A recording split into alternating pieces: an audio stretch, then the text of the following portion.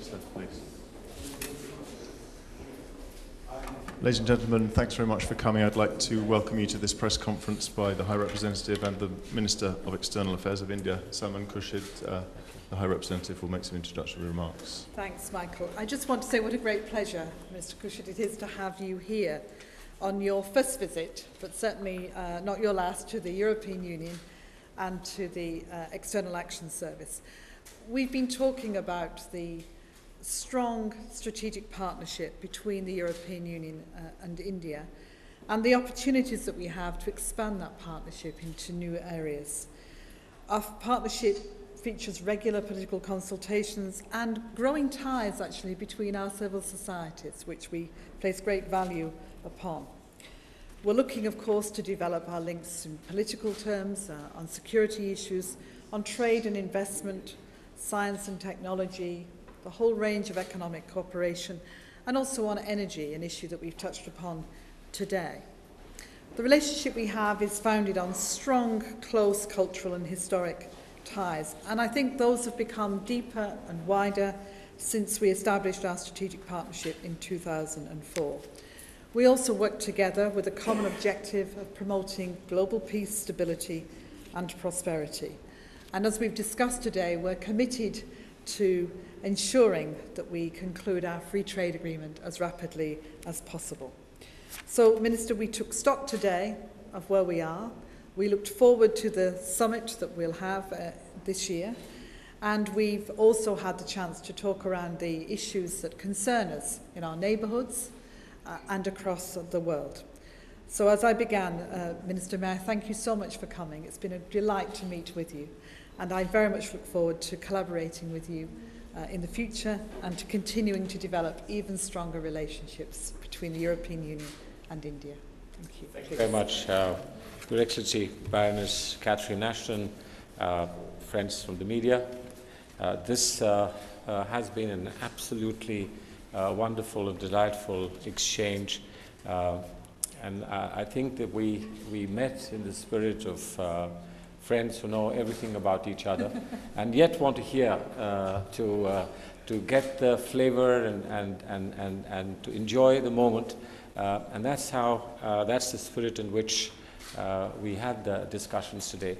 I think it was an extremely wide-ranging discussion, much longer than we thought we would take, but there was so much for us to share.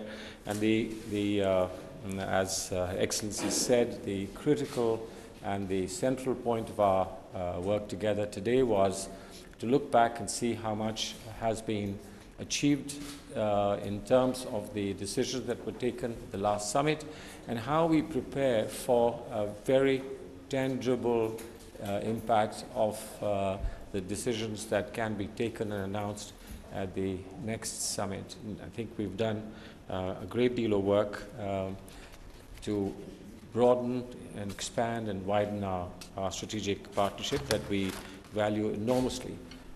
European Union is for us a pillar of our view of the world, and great interdependence in the area of investment, the area of trade, and indeed in terms of the architecture of India's perception of security for the globe, for itself, for Europe. And those are the aspects that we hope that we will be able to look at more closely and carefully. We think that the will on both sides to move forward with the broad-based trade investment agreement is there. But of course, trade issues, particularly when there are stresses in the world economy, are issues on which you have to move forward with great care and with great deal of reflection. But we hope that the will being on both sides expressed once again at our meeting today will take us forward and provide us the traction and the momentum that is needed to make sure that we take this forward quickly. We welcome the Brussels communication in June 2012 outlining a roadmap for future cooperation in science technology and in all fields of education, but particularly in training, in skills development, something that for India is of exceptionally urgent necessity, and where I believe that some of the best expertise and the knowledge and the abilities are available in the European Union.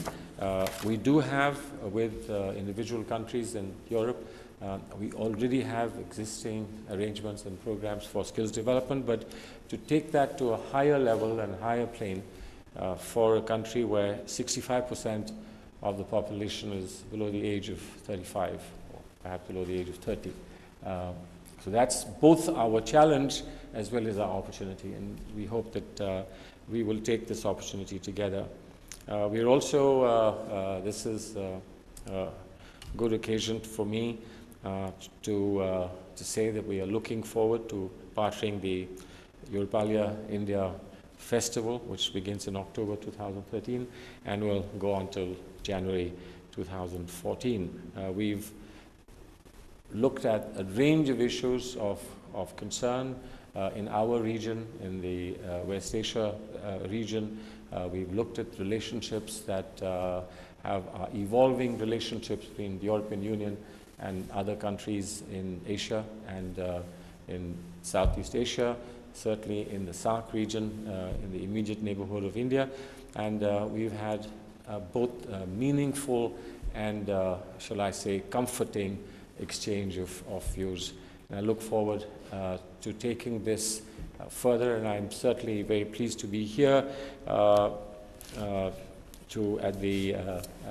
the presence of the High Representative, and I express my gratitude for the invitation to be here with you, and I'm looking forward to your visit to India in November this year, when we will host the ministerial meeting for ASEM. But you don't have to wait till November. You can come anytime. This is a friendly invitation to a very, very friendly counterpart. Thank you very much. We have time for 3 questions. If you could just introduce yourself and say who your question's for. Nawab, do you want to start? Nawab Khan from the Kuwait News Agency, Pune. Baroness, you spoke about the free trade agreement and said you hope that it will be maybe completed soon. I mean, how soon? Is it this year? And my second question is to both of you. Did you discuss the post-2001 situation in Afghanistan when the NATO forces will withdraw? And what are your concerns about that? Thank you. On the free trade agreement, our ambition is to conclude it as soon as we can. We know that there are very detailed issues that, from my experience of having been a trade commissioner, need to be addressed properly. You can't just have ambition, you need to also have the detail worked through.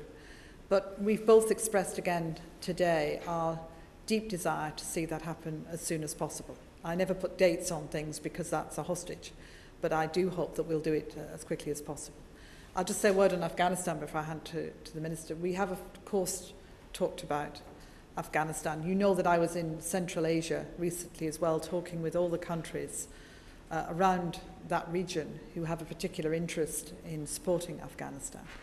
It's very important that as we look not to 2014 as some great moment, but rather as the way forward for a country that needs a lot of support in development, in trade, investment, that we're able to help Afghanistan realise the future that it deserves, and certainly the people I've met there deserve. I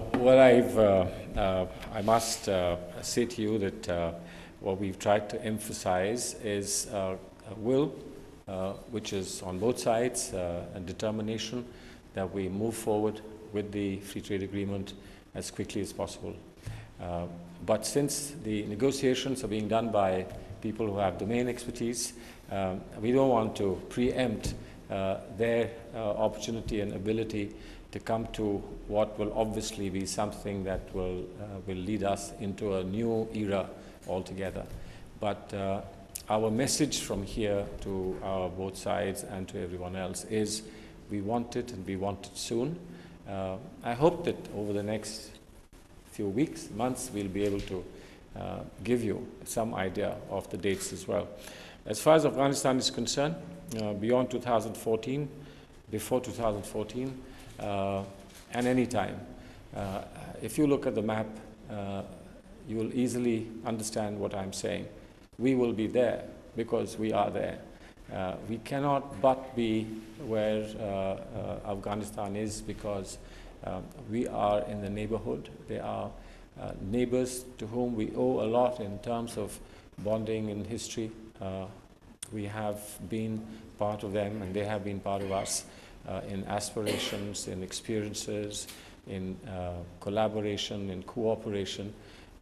There are very, very deep links between India and Afghanistan, and we will be there to help them in any way that they want. We do know that the road ahead is not an easy road.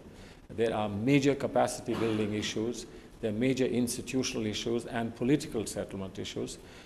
We can wish them the best and we are on their call. Wherever we can add value, we will be there. Our attitude is we don't want to be part of any problem, but we do want to be sought as being part of a solution. And we will always be there for Afghanistan when it needs us. It's good that we have today a company that the European Union and India together can combine their perceptions and their determination to help Afghanistan come out of a very difficult period that we wish no friendly country, no country indeed, to have to suffer. You were next, I think. Thanks, Roddy Thompson, EFP. Baroness Ashton, if I can pick up on your experience precisely as Trade Commissioner on the FTA. The leaders next week are betting on the series of trade deals that are in the pipeline, delivering 2% of growth for the EU. You said you wouldn't give dates because that's a hostage to fortune. But what about percentages? Do you think that's just as dangerous? I'm not going to second guess what people want to do in terms of looking at economic statistics.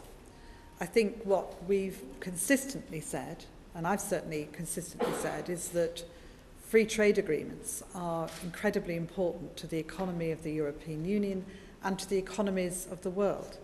I had the privilege of being the person who steered the South Korean free trade agreement. And I know that the impact of that is being felt positively in the European Union and in South Korea.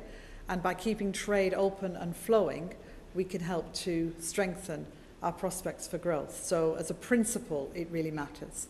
And I leave the percentages to others. Do we have one more question, or are we all happy? Could I ask maybe the two principals to do a handshake? Oh, yeah. For the cameras. Under the flags.